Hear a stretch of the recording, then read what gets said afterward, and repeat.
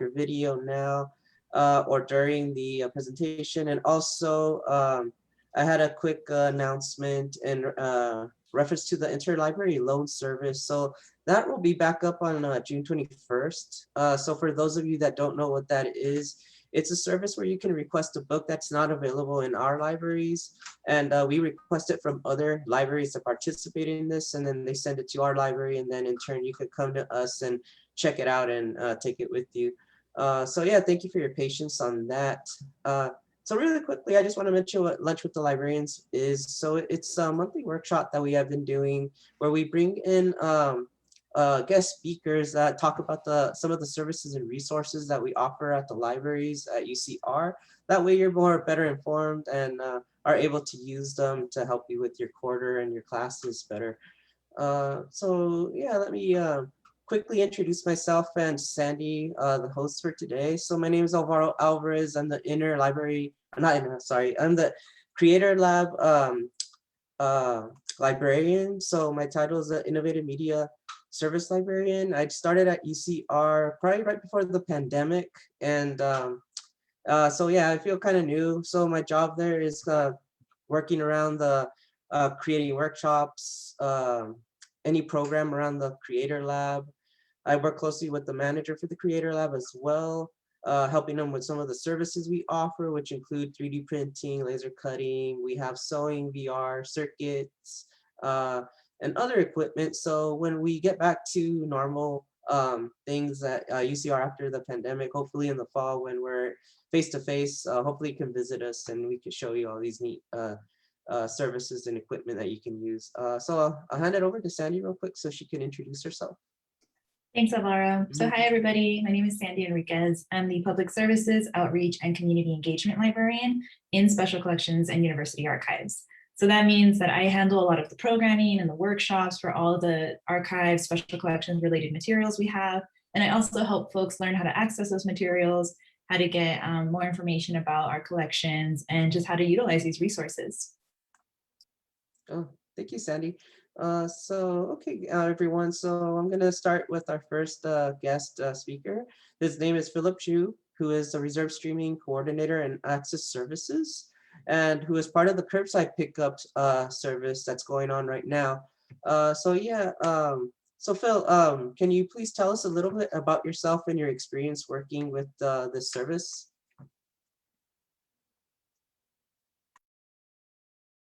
Oh, you're still on mute, Phil. Sorry. I'm Phillip Chu. I'm the Reserve Streaming Coordinator here at UCR Library. One of my primary duties is providing course instruction support with streaming of videos for each quarter, as well as circulation duties at the front desk here.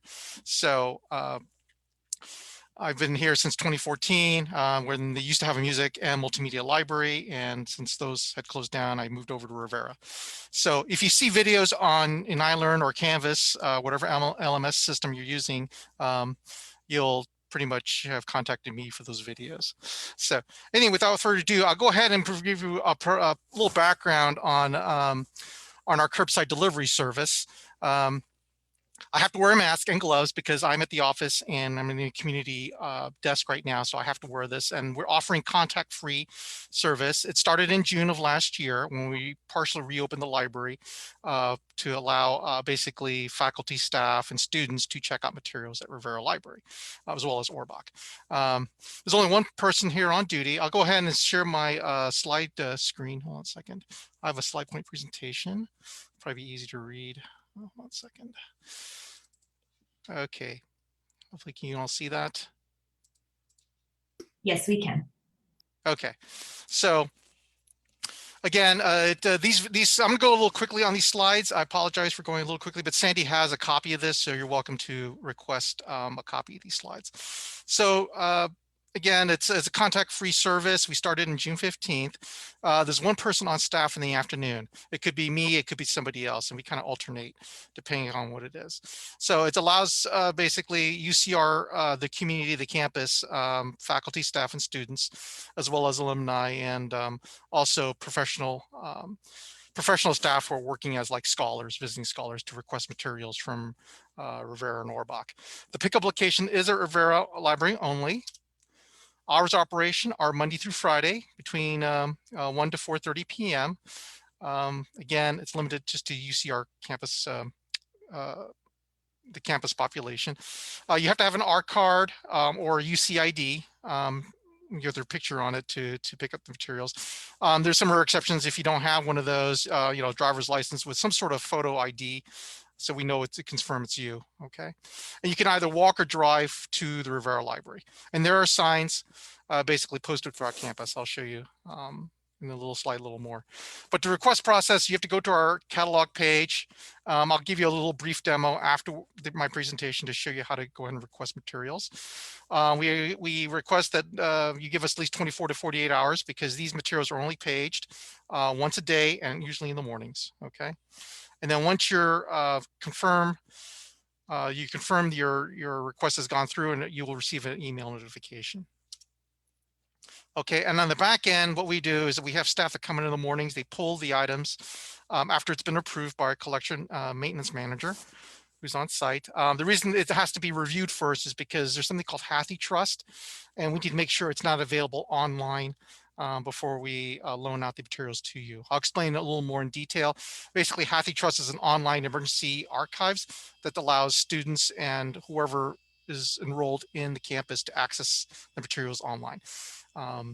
If we actually loan out a material, physical copy, we could lose access to HathiTrust, which will penalize everyone else.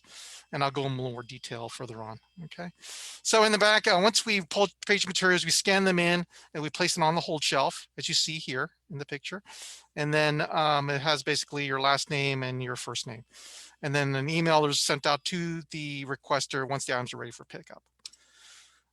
Again, these are the exceptions. HathiTrust is an online emergency archive repository of books that they've scanned in. And you can see that if you're requesting material, for example, you'll see if it's available in HathiTrust or not. Okay, and again, if we loan out books, we actually risk losing access to HathiTrust. All right, item of the materials not available for curbside pickup are going to be the SCUA, which is special collections, and course reserves. We're not doing those right now while the library is closed. So arriving on campus, there are directions throughout campus. As you can see in the photos, there should be stand-up signs showing you directions. If you're in a vehicle, just follow the directions.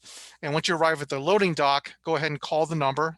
There's a number on the sign or in your email, and have your ID ready. And if you're walking, do the same things. Go ahead and just call when you get to the dock. Okay. Once I receive the call, what I would do, I would verify your information online, or not online, over the phone with your ID, student ID or net ID. I check in the system, make sure everything's correct. Then I go pull the items from the shelf, and then I desensitize it, and I just note the due date back, and I put it on a cart. The items that are on the cart here. Then once I go outside, I usually tell the patrons to either, if they've drive to stay in the car, or if they've walked, to put their ID on the table. There's a couple tables out by the loading dock. Okay, and you can see from the pictures is pretty much how I deliver it. I pretty much put all the materials in the trunk, so I request that you open the trunk of your car. Or if you're driving a flatbed truck, I usually put it in the back of the truck. All right, again, have your ID out ready, and we always observe social distancing, so you always see me with my gloves on coming out there. And I just threw some stats together. These are like our delivery stats for last year since we started the service. As you can see, from June to December, we had 1,997 items checked out. These are the breakdowns if we checked them out. And as of end of May of this year, it's 1,213. So we've gotten a lot of great accolades from faculty and staff. These are really indispensable because school is ongoing, so they need the materials. So I've thrown another slide. Here's other contact information. If you have further questions, you can also find more information on our website going by library.ucr.edu and just going to using the library. There should be a banner on the front page with a link that goes directly into the FAQ section for how to request materials. Okay. I realize apologize for going fast, but these slides are available through Sandy. All right. So I open up back to you, Sandy. Awesome. Thank you, Phil. So now I'm going to switch over to talking about special collections and university archives. I'd like to introduce my colleague, Karen Rains, who is our public services coordinator. Karen, can you tell us a little bit about your role in the library and what it is you do there? Sure. I've been in special collections for a little over 2 years. I was hired in March of 2019. And I do a lot of different tasks up here in special collections and university archives. One of the main ones is I run the reading room when we are open. So I supervise the researchers, make sure they have all their materials. I also do a lot of scanning. So we do what we call reproductions, which is just a fancy word for scanning. I've probably at this point done tens of thousands of pages of scanning since the closure. And I normally do supervise 9 student employees who help me with those tasks, but they have not worked since the closure. I also just help other staff with various projects. Awesome. And now that we know that SCUA, Special Collections and University Archives, is officially reopening on Tuesday, June 22nd, what additional services will be available from then on? Okay, let me go ahead and share my screen. Oops. Okay, let me know if you can't see anything. So we are opening only to UC affiliates starting on June 22nd. So if you come here to the reading room, you want to access our materials in person, and then this is what you'll see. This is the 4th floor of the Tomas Rivera Library. You will walk through the double doors and you'll go to the check-in desk. You'll see me sitting behind there on the little blue chair, and it's kind of hard to see, but we do have plexiglass that's up in front of the check-in desk. It's very clean right now. So you'll come in, you'll have your ID, you'll hold it up to the glass, then we'll check you in. So it's completely touchless check-in. You'll be assigned to one of our reading room tables. So we have 4 in the reading room. We can seat up to 16 people, but we won't have that many people here on site at any time. We'll have a maximum of 4 researchers on site. So each researcher would get their own table. Also kind of hard to see, but there is plexiglass that divides the tables in half. So you'll sit on one half of the table, and if I need to communicate with you, then I will do so on the other side of the plexiglass so we can maintain spacing. And we will regularly disinfect the stations, including rotating the chairs in and out. So if you're not comfortable coming into the reading room to access our materials, so we do have another service. It's relatively new, I should actually say. We started in July of 2020 offering what we call on-demand scanning. And this is specifically for UC affiliates, so UCR students, staff, faculty, or anyone in the UC system. You get 200 free pages of scanning per person per month.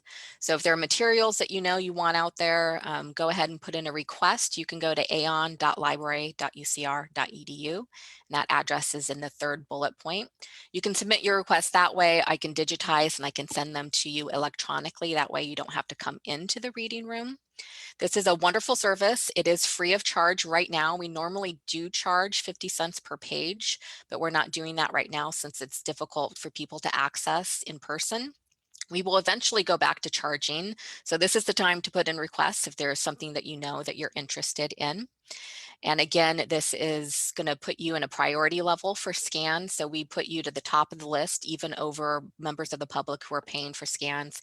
We will actually scan any UC affiliate requests first. So usually if it's a good day, you'll get them same day that you put in the request. Sometimes it might take up to a work week to get those requests. So as Sandy mentioned, we are starting appointments on June 22nd. So you can start booking appointments now. We actually have our first appointment booked for June 23rd. Throughout summer 2021, the appointment days will be Tuesday, Wednesday, and Thursday. We have 2 blocks, 9 a.m. to 12 p.m. for the morning block. The afternoon block is 1 to 4 p.m. You can come in one or the other block. You can come into both. You do have to vacate the library during the lunch hour, but then you can come back. We do have you report at the start of the research time, so either at 9 a.m. or at 1 p.m. because the main library doors are closed, so you'll have to be let into the library. So you have to report at the start time, but you can leave whenever your research is done, so you don't have to wait until the end of the research appointment. And below the line, you can see again, there's the address if you are specifically interested in scans, so aon.library.ucr.edu.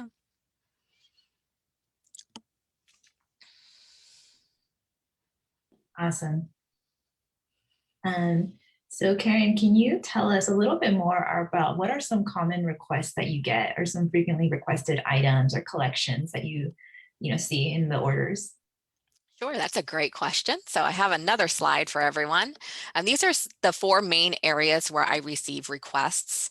The first category is the Water Resources Collections and Archives, WRCA. That's where I actually get the bulk of my requests.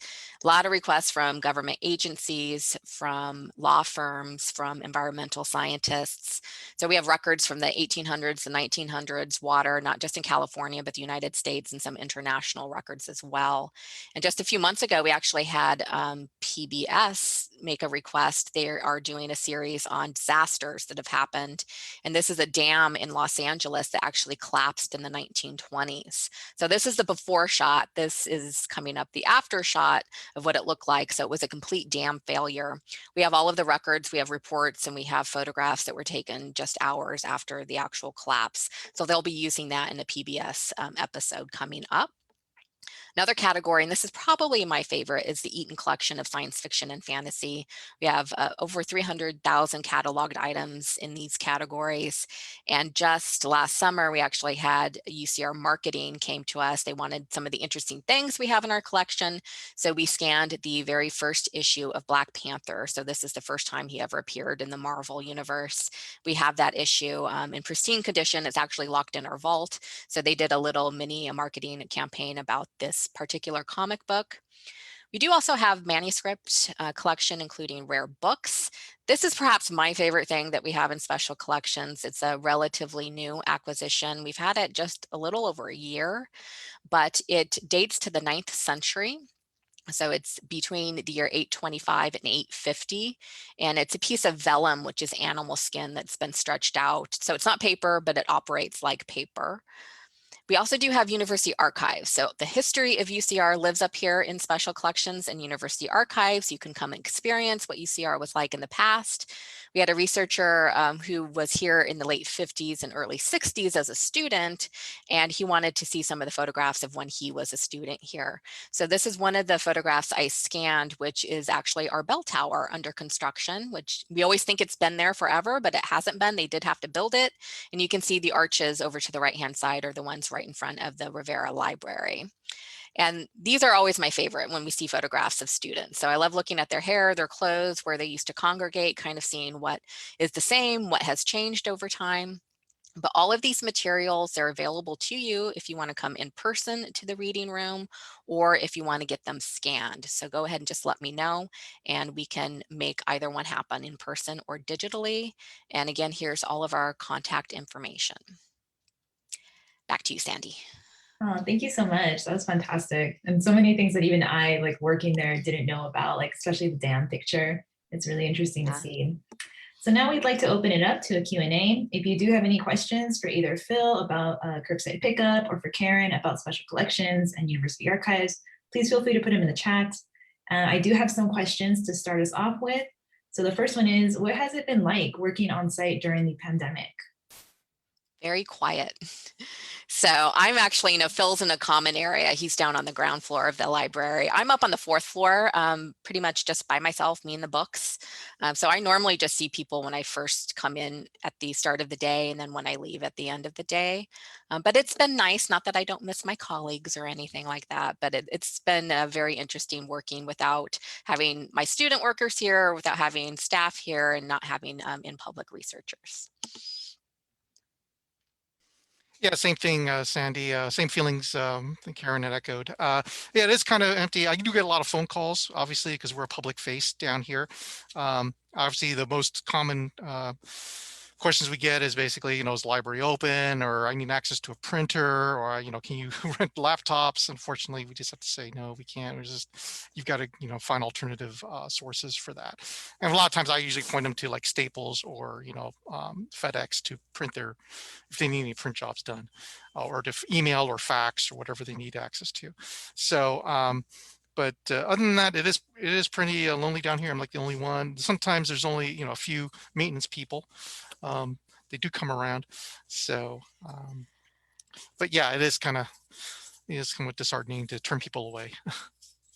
we do have a question about have there been any spooky occurrences out there since there's less folks and we know that there's stories about ghosts out in Rivera Library. I'm thinking specifically of Carmen, who I don't know if you can tell us a little bit more about that. I've not run into Carmen.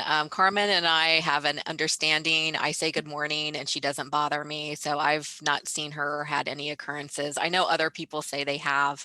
So I believe she was actually a custodian here long ago, and people think that they see her or hear her every now and again. Yeah, I haven't seen anybody. I do have, when it gets dark, obviously when it starts getting darker, yes, it is, you do hear a lot of echoes down here, but I haven't actually experienced anything spooky. That's good to hear. So what have been some challenges that you've encountered as you had to adapt to these new workflows? So initially for me, I guess my biggest challenge is when I was working from home. I worked from home from March to June 2020. So trying to figure out how you do public services from inside of your apartment. So a lot of it was just learning how to do different tasks to still provide public services. But as far as being back on site, I guess the biggest challenge is not having my student employees.